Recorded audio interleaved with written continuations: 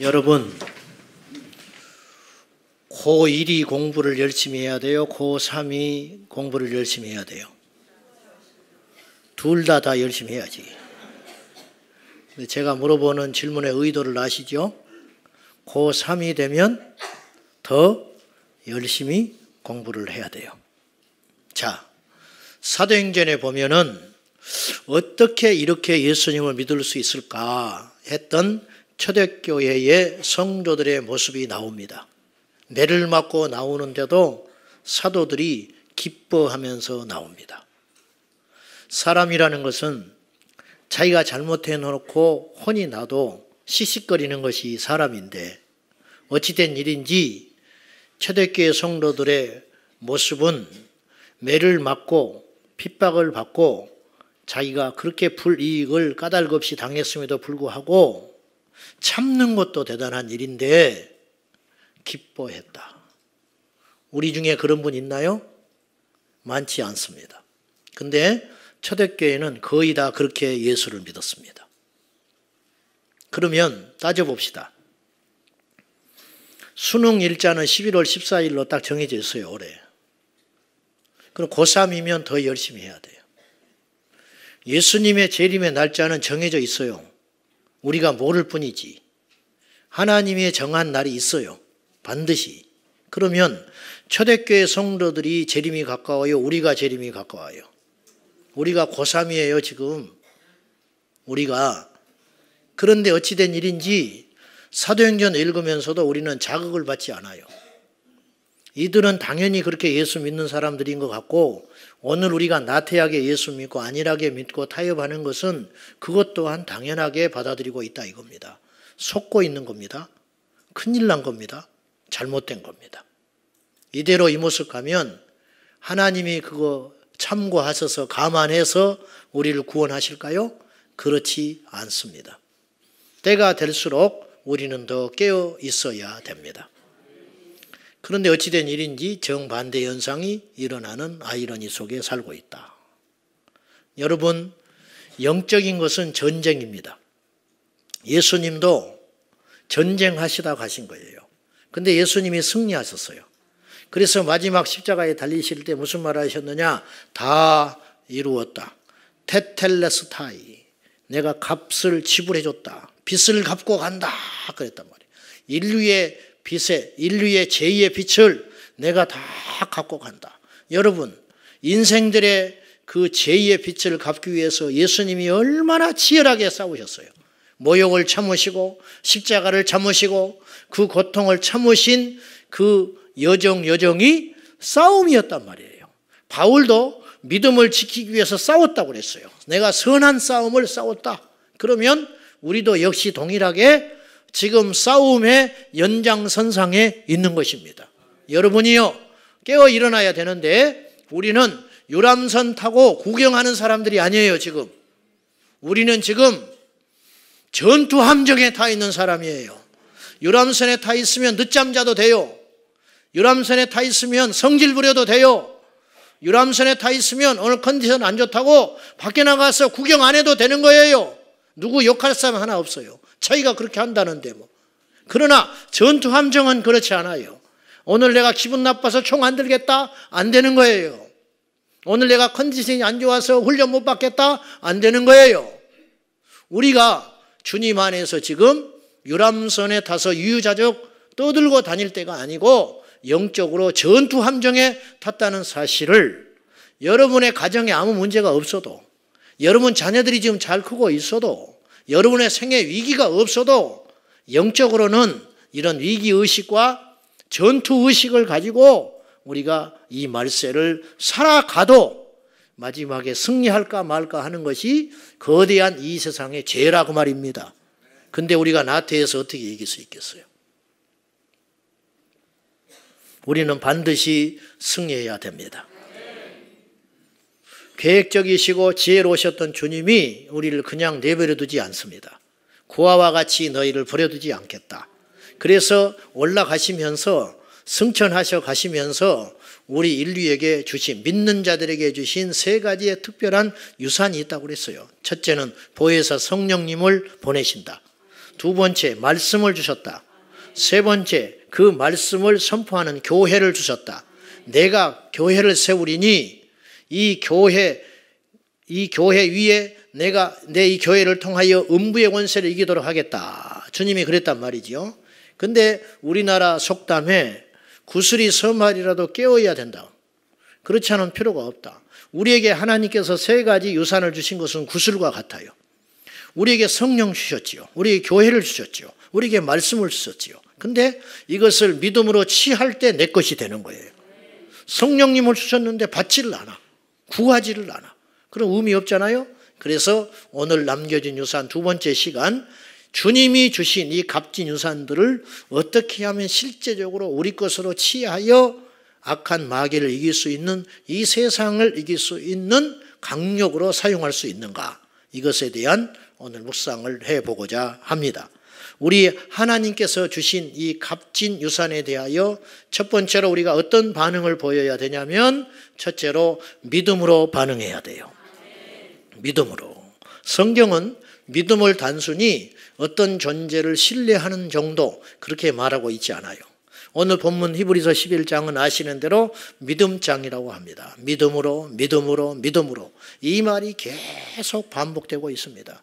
근데 이 믿음의 능력이 얼마나 큰지, 믿음으로 한 나라를 이겼다고 히브리서 11장 33절에 나와 있고요. 믿음으로 의를 이루었다 하고요. 믿음으로 사자의 입을 봉했다. 믿음으로 백세의 아들을 낳았다. 믿음으로 모든 인류가 멸망받을 때 자기 가족 8사람은 믿음으로 살아남았다. 노아의 이야기잖아요. 이런 이야기들이 히브리서 11장에 쭉 나열하면서 무엇을 더 말하리요? 히브리서 기자가 더 말하려면 끝도 없다. 그런 믿음의 위대한 승리자가 있었다. 사랑하는 여러분, 우리도 이 믿음으로 승리해야 합니다. 세상에 없는 무기를 가져야 세상을 이길 수가 있어요. 북한의 핵을 우리가 왜 그렇게 염려합니까? 우리는 핵이 없거든요. 북한이 핵을 가지면 저렇게 경제적으로 낙후되고 군사력이 형편없어도 우리에게 없는 막강한 무기를 가지니까 우리가 힘들어지는 거예요. 이것이 바로 우리에게 있는 영적 무기, 핵폭탄보다 비교할 수 없는 엄청난 무기, 세상에 없는 무기, 마귀에게 없는 무기가 무엇이냐? 하나님께서 우리에게 주신 믿음의 무기인 것입니다. 그래서 요한일서 5장 4절 말씀은 그 무기에 대하여 이렇게 설명을 합니다. 다 같이 시작. 무릇 세상을 이기느니라. 세상을 이기는 승리는 이것이니 우리의 믿음이니라. 세상을 이기는 무기가 있다는 거예요. 그것이 뭐냐? 하나님이 우리에게 주신 믿음의 무기. 그러면 여러분에게 제가 물을게요. 이 믿음이 있냐는 거예요. 믿음이 있는가?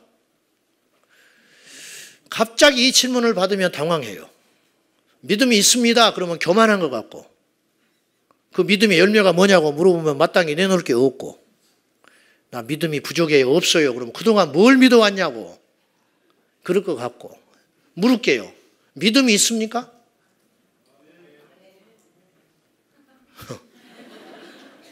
어떤 할아버지가 수염을 평생 이렇게 기르고 다녔어요. 밖에 외출을 했는데 당돌한 꼬마가 밥을 먹다가 보고는 질문을 했어. 할아버지는 밤에 주무실 때 이 수염을 이불 밖으로 내놓고 주무세요? 안으로 집어넣고 주무세요? 이렇게 질문을 했어요. 너무 간단한 질문이잖아요. 알 수 있잖아요. 근데 할아버지가 가만히 생각해 보니까 모르겠어. 내 수염인데 어제도 잠을 잤는데 이걸 내가 이불 밖에 냈는지 안에다 넣어놨는지 잘 모르겠는 거예요. 그래서 오늘 내가 자보고 내일 대답해 줄게. 그리고 돌아왔어요. 약속을 하고 왔어요. 저녁에 잠을 자려고 그러는데 이 수염이 생각이 나기 시작하는 거예요. 그래서 이제 이불 밖으로 수염을 딱 내놓고 자니까 허전해. 이건 아닌가 보다. 그리고 이불 안으로 넣었어. 수염을 안에다 넣고 이렇게 잠을 자려니까 답답해 죽겠어. 밤새껏 넣었다 뺐다 하다가 날을 샜다는 거예요. 수십 년 수염을 기르고 수천일을 잠을 잤는데 이 수염을 어디다 뒀는지를 모르겠는 거예요. 자기가. 교회를 30년 다녔는데 주님이 물으세요. 너 믿음이 있냐? 말을 못하겠는 거야. 왜 말을 못하는 거예요 도대체? 교회에 와서 제일 많이 듣는 말 중에 하나가 믿음이라는 말인데, 믿음. 어떤 설교와 상관없이 한국교회 6만 개 교회가 매주마다 무슨 말을 하냐? 믿음, 믿음, 믿음. 근데 내가 믿음이 없다니 말이 돼요? 믿음이 있는지 없는지조차도 모른다. 오늘 우리가 다시 한번 점검해야 됩니다. 과연 우리는 믿음이 있는가? 그 믿음이 있다면 세상을 이길 수 있어야 한다는 것이죠. 우리 주님께서 주신 이 값진 믿음의 유산을 가지고 이 험한 세상을 이기시기를 예수님의 이름으로 축원합니다. 세상은 지혜로운 사람 무서워하지 않아요. 마귀는 영리한 사람, 돈 있는 사람, 권세 있는 사람 우습게 합니다. 그러나 믿음으로 산다는데 마귀가 어떻게 건들겠어요? 죽인다고 해도 믿음으로 산다는데, 나를 넘어뜨려도 믿음으로 산다는데, 그러므로 믿음으로 살면 반드시 우리가 이 세상을 이길 수 있다. 이 확신 가지고 우리 믿음의 선배들이 다 믿음으로 살았는데 그들의 마지막 결론은 승리였어요. 우리도 그 전철을 밟아서 믿음으로 살면 반드시 승리한다는 확신을 가져야 될 것입니다. 믿음이 뭐냐? 여러 가지로 표현할 수 있는데 오늘 히브리서 11장 6절에 믿음이 없이는 하나님을 기쁘시게 하지 못한다. 이 말은 하나님은 믿음만 보신다. 하나님은 외모를 안 봐요. 우리에게 볼 때 한 가지만 본다는 거예요. 너 믿음 있냐? 믿음 없다. 믿음 있냐 없냐? 믿음이 없이는 하나님을 기쁘시게 할 수 없나니 반드시 하나님께 나아가는 자는 그가 계신 것과 그를 찾는 자에게 상 주시는 이심을 믿어야 할지니라. 여러분 오늘 주님 앞에 나온다고 나왔잖아요. 한국교회 10%나 주일날 교회에 올 때 내가 오늘 하나님 만나러 가. 그런 생각 가지고 오늘 교회에 오셨습니까? 손 들어봐요. 솔직히.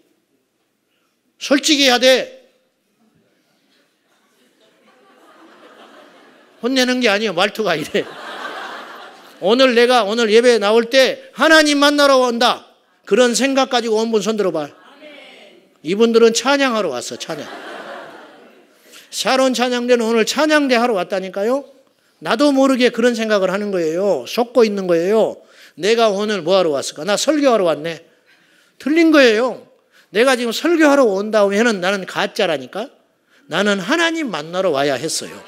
그러니까 하나님을 만나러 왔기 때문에 하나님을 만나면 나는 오늘 목적을 다 이룬 거예요. 여러분 만나러 온 게 아니에요. 설교하러 온 게 아니라니까요. 그러니까 설교를 잘하네 못하네는 아무런 필요가 없는 거예요. 하나님을 만나면 되는 거예요. 목사가 설교할 때 하나님을 만난 사람이 설교를 하면 성도들이 다 하나님 만날 수 있어요. 느낄 수 있잖아요.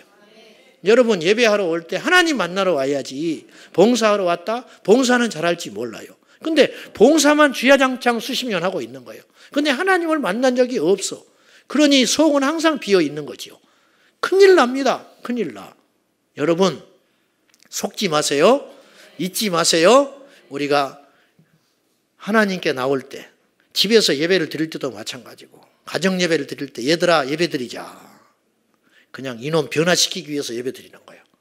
이렇게라도 해서 성경 한 구절이라도 읽어야 되니까 틀렸다니까요. 그 예배를 통해서 우리 가족이 하나님 만나는 시간이 되도록 기대하면서 예배를 드려야 한다는 거예요. 하나님께 나아가는 자는 반드시 그가 계신 것과 그러니까 교회에 와서 시험 들 일이 뭐가 있어요? 어떤 경우에 시험 들어야 되냐면 나는 하나님을 만나고 싶어 죽겠는데 하나님이 나를 안 만나줘. 그러면 시험 들어도 돼요. 근데 우리는 그런 시험이 안 들잖아요. 사람 때문에 시험 들고 뭐 이래저런 조건으로 시험 들고 봉사하다가 시험 들고 그러니까 목적이 잘못됐다는 거예요. 그러니 이게 믿음이 없는 텅 비어버린 심령의 상태인 것이죠. 다시 한번 우리 다짐하고 여러분에게 경고합니다. 내 자신에게도 경고합니다. 하나님께 나올 때는 반드시 그분이 계신 것을 믿고 나와라. 그래야 하나님 만날 수 있다. 이것이 믿음이다. 그런 믿음을 가지고 하나님 나 보고 계셔. 하나님이 나와 함께 하셔. 내가 이 말할 때 하나님 듣고 계셔. 그것이 그런 삶을 계속 살다 보면 우리 삶에 믿음의 열매가 맺혀지게 되고 원수 마귀가 이길 수 없지요. 그런 사람은 어떻게 이기겠어? 하나님을 믿어버린다는데, 병을 줘도 믿어버린다는데, 망하게도 해도 믿어버린다는데, 사람을 통해서 시험을 줘도 믿어버린다는데 마귀가 떠나가게 되는 것이죠. 두 번째, 우리가 무엇으로 반응을 해야 되냐면 기도로 반응해야 돼요. 하나님께서 주신 이 값진 유산들에 대하여 우리가 두 번째로 반응해야 할 것은 기도로 반응해야 된다. 자, 사도 바울은 감옥에서도 기도했어요. 감옥에서 기도하는 것이 쉬울 것 같죠. 우리는 감옥 안 가는데도 기도를 못해. 조금만 어려우면 기도를 못해. 기도하다가 어떤 문제를 놓고 기도했는데 그 문제가 해결되지 않는다든지 더 상황이 나빠지면 기도를 포기해버리는 수가 다반사로 일어나고 있어요. 빌립보서 1장 9절 말씀에 사도 바울의 엄청난 고백을 들어보세요. 시작.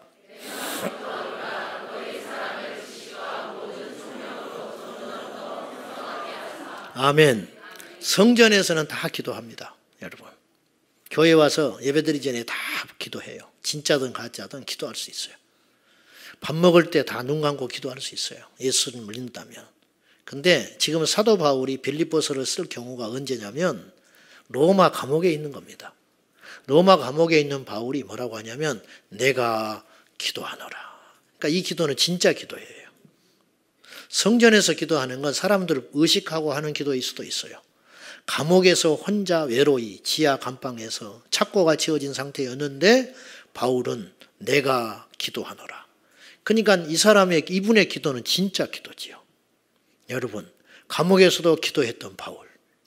마귀는 바울을 복음 못 전하게 하기 위해서 감옥에 집어넣고 착고를 채우고 억울한 누명을 씌웠지만은 바울의 기도는 막을 수가 없었습니다. 우리가 마지막까지 남는 것이 있어요.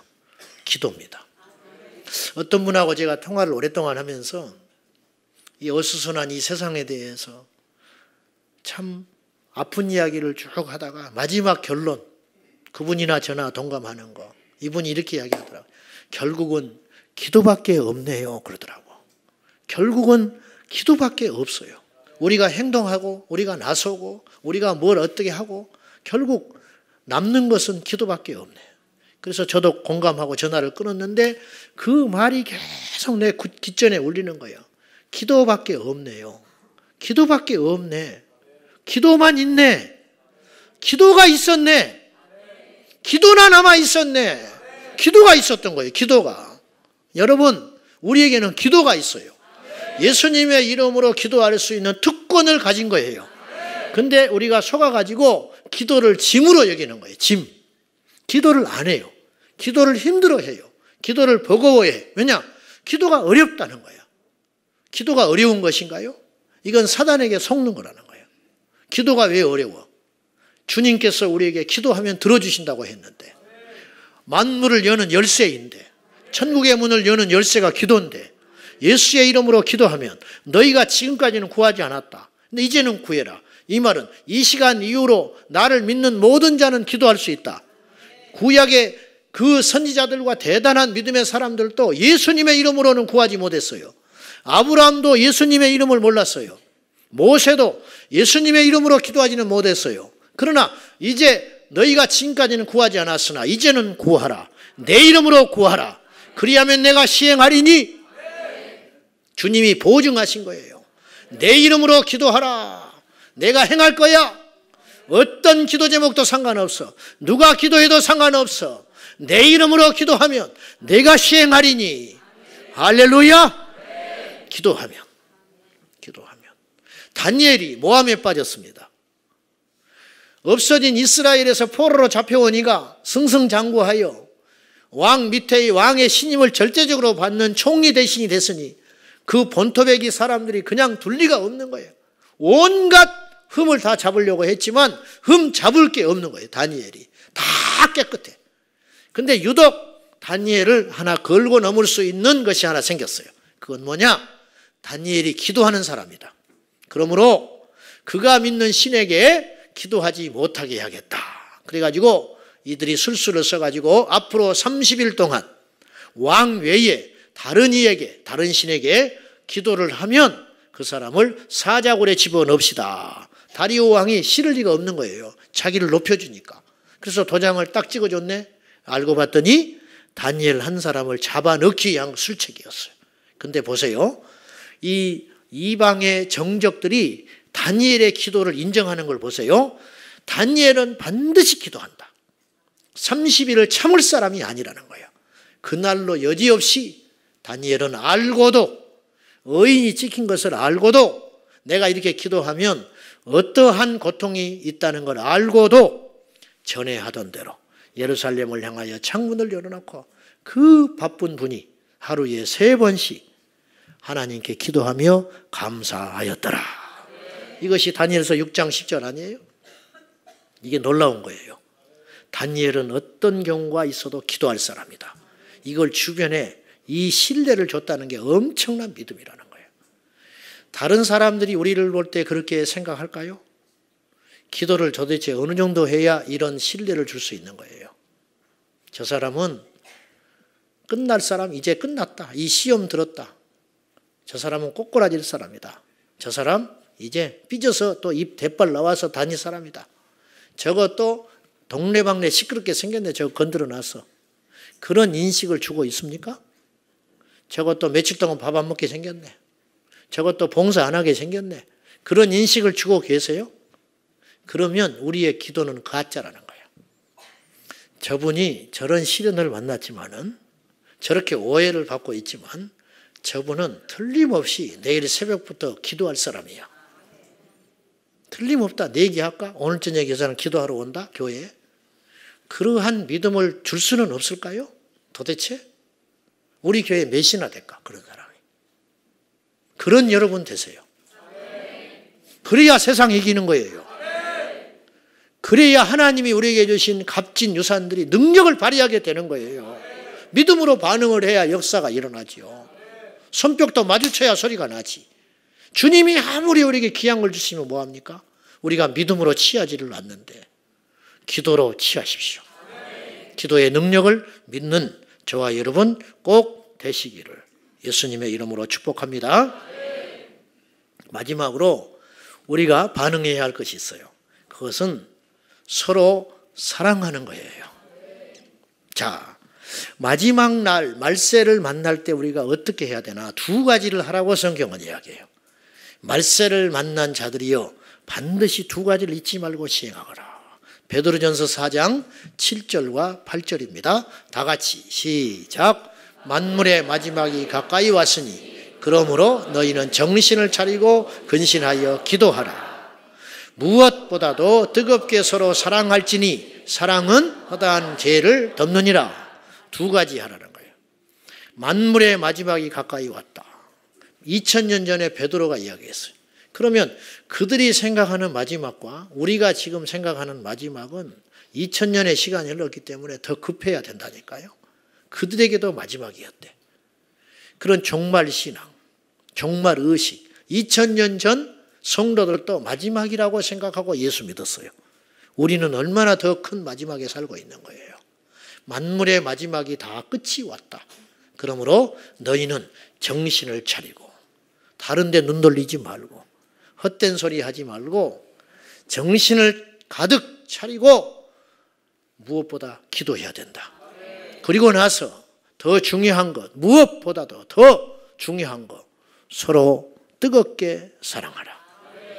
사랑은 허다한 허물을 덮는다.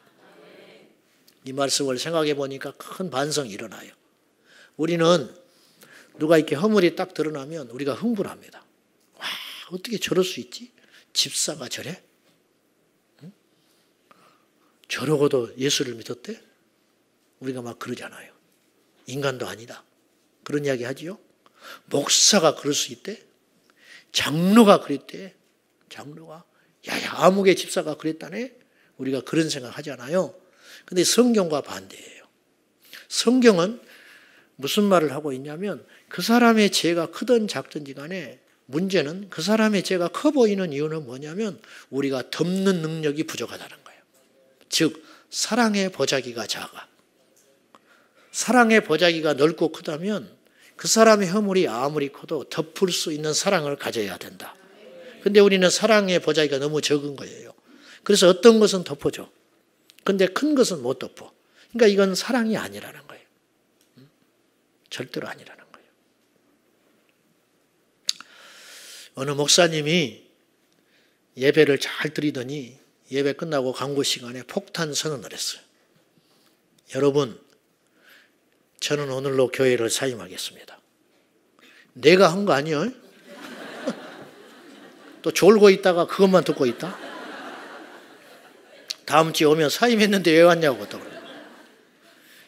성도 여러분, 제가 오늘 교회를 오늘부로 사임하겠습니다. 이유는 더 이상 저는 못 참겠습니다. 하나님이 안 믿어집니다.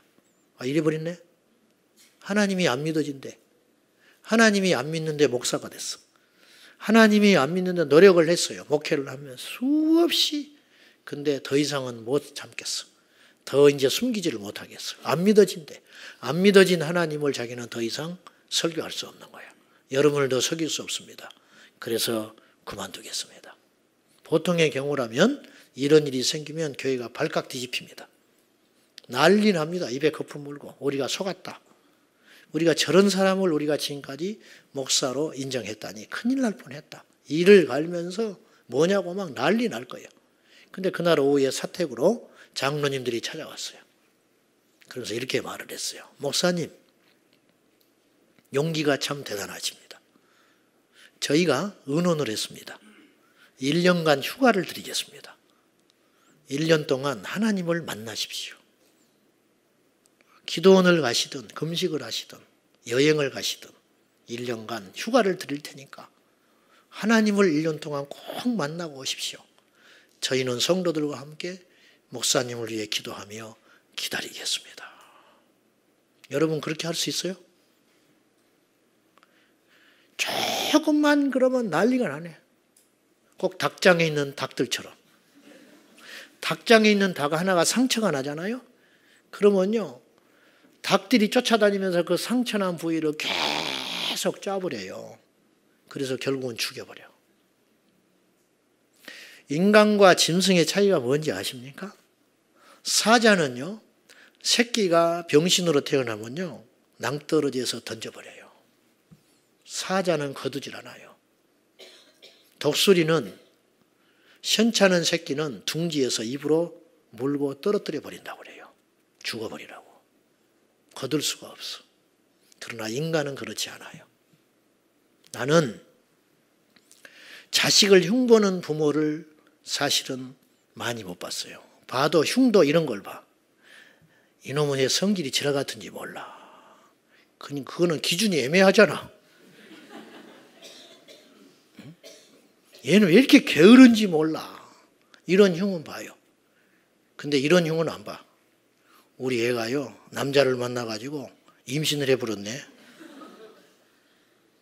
그런 흉은 안 봐. 그런 일이 실제 일어나도 알까봐 감춰줘요. 허물을 덮는 게 사랑이에요. 우리가 형제라며, 교회 안에서.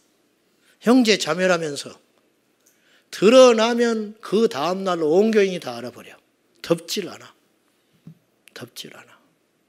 도대체 이래가지고 우리가 어떻게 사랑한다고 하겠어요?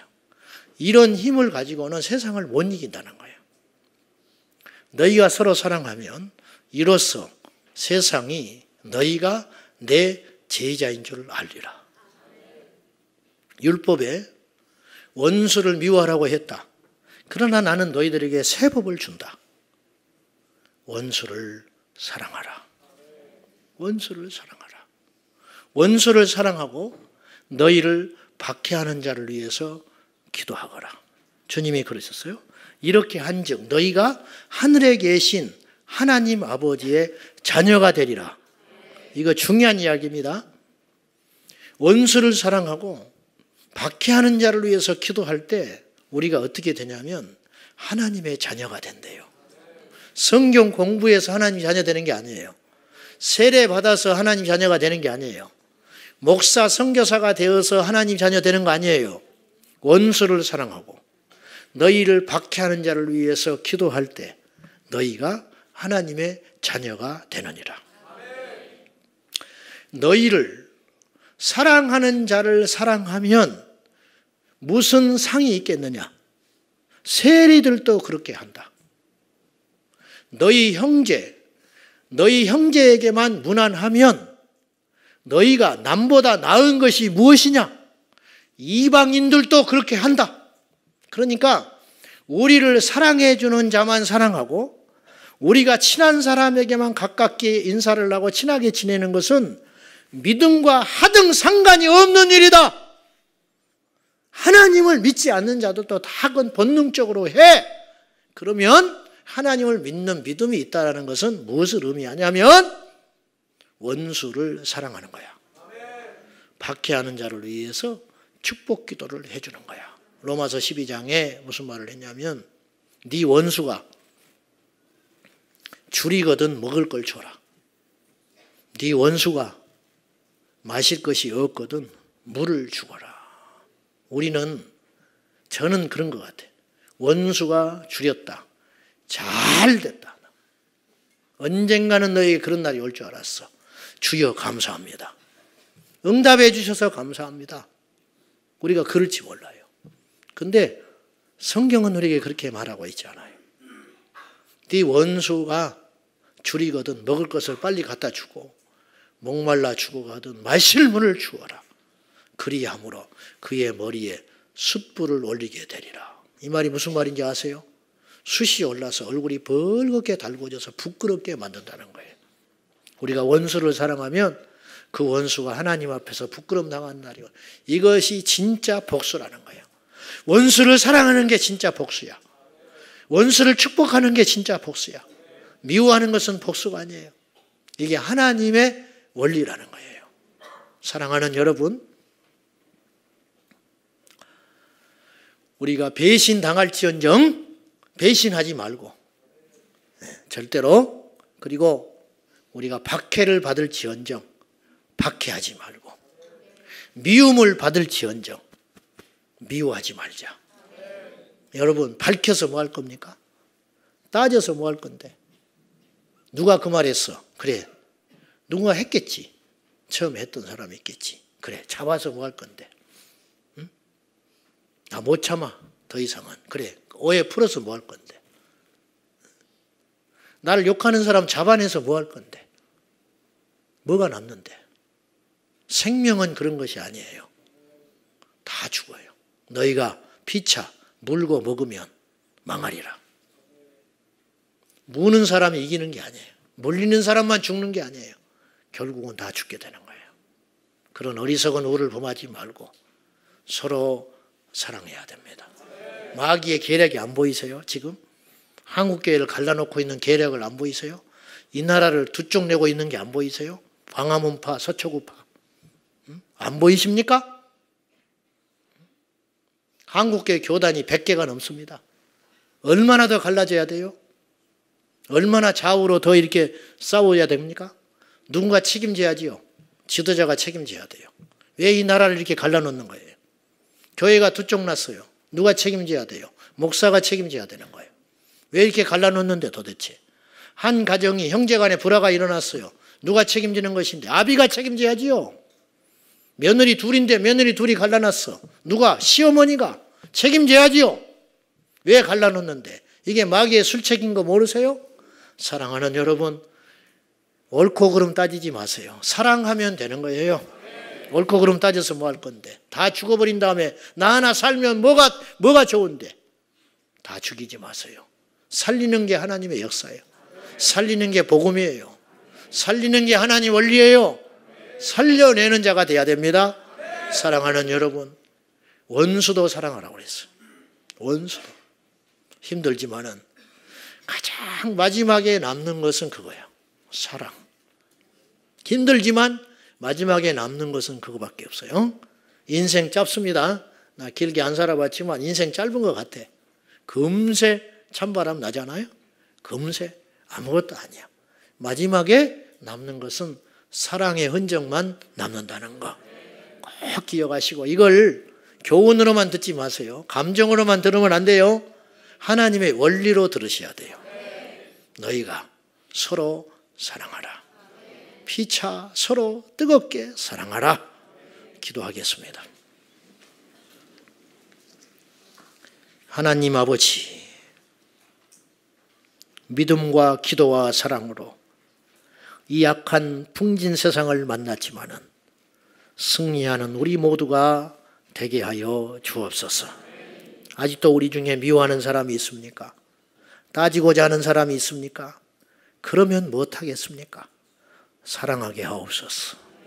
허물을 덮어주는 자가 되게 하여 주옵소서. 덮다 보면은 언젠가 주님의 영광이 나타나게 되겠지요.